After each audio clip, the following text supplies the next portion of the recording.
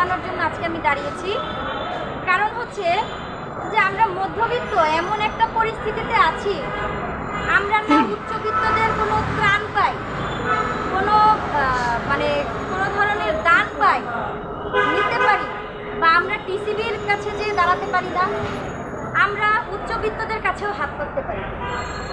আমরা মধ্যবিত্তরা এমন একটা পরিস্থিতিতে আছি, আমাদের সামাজিক অবস্থান এবং আমাদের সামাজিক মর্যাদার জন্য আমরা কিন্তু নিচু পর্যায়ের কোনো কাজ করতে পারি, আমরা রিক্সা চালিয়েও খেতে পারি।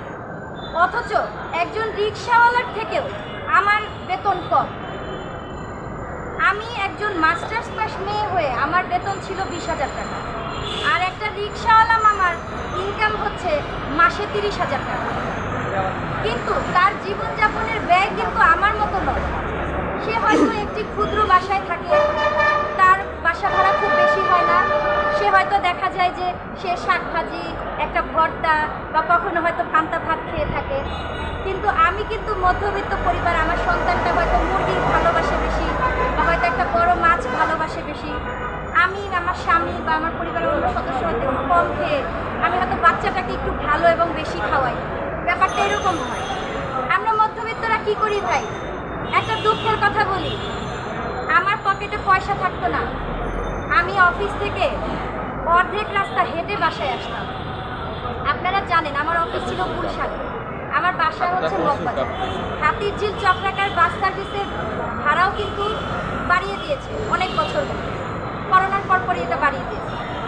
তো তারপর দেখেন আমার গাড়ি ভাড়া যেত প্রতিদিন 120 টাকার মতো। আমি করতাম কি, অর্ধেক রাস্তা হেঁটে আসতাম।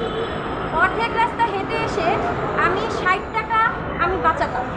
এরকম করে ধরেন 2-3 দিন যাওয়ার পরে যখন আমি 200 টাকা বাঁচাতে পারতাম, সেদিন আমি আমার মেয়েকে বলতাম যে মামনি আজকে কি তুমি বাহিরের কিছু খাবে?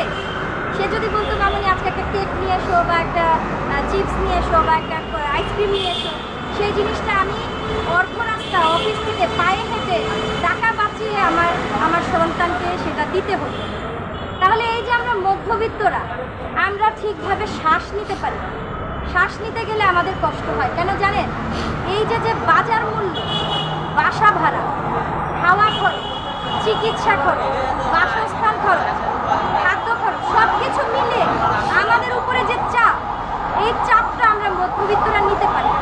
তাই আমরা যে বুক ভরে একটা নিঃশ্বাস নেব, সেই নিঃশ্বাসটা আমরা নিতে পারি। এখন আমি আপনাদেরকে একটা ছোট্ট বলি, আমি আরেকটা ব্যানার করতে চেয়েছিলাম, সেই ব্যানারটা আরেকদিন নিয়ে দাঁড়াবো ইনশাল্লাহ। আমি যে বাসাটায় থাকি ভাই, একটা খাট ফেলার পরে একটা আলমারি ভালো মতো ফেলা যায় না, কিন্তু সেই বাসাটার ভাড়া হচ্ছে 16,000 টাকা, এবং 3টি বিল, বিদ্যুৎ, পানি এবং গ্যাস, এই 3টি বিল 1,000 টাকার মতো আসে।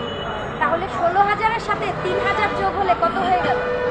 আমার বাসস্থান খরচের জন্য আমাকে দিতে হচ্ছে 19,000 টাকা। আচ্ছা, এটা গেল বাসা ভাড়া, বাসস্থান। এবার আসি চিকিৎসা। আমি একজন মধ্যবিত্ত মানুষ, আমি যদি পিজিতে যাই, দীর্ঘ লাইনে, অনেক সময় লাইন পাইও না, ডাক্তারের সিরিয়ালও পাই। সরকার হয়তো বলবে যে পিজিতে 30 টাকা টিকিটে আপনারা চিকিৎসা করতে পারেন না, সেখানে করেন না কেন?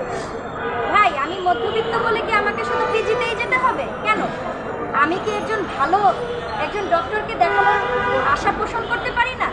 একজন ভালো ডক্টরকে দেখাতে গেলে 1,000 টাকা ভিজিট গুনতে হয়।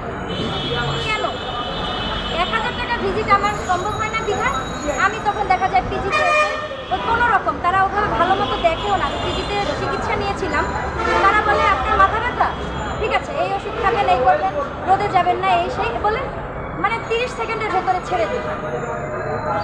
এখন পিজির লোক বলে না, 1,000 টাকা ভিজিটের ডাক্তারও 30 সেকেন্ডের বেশি আমাদের দেখে না।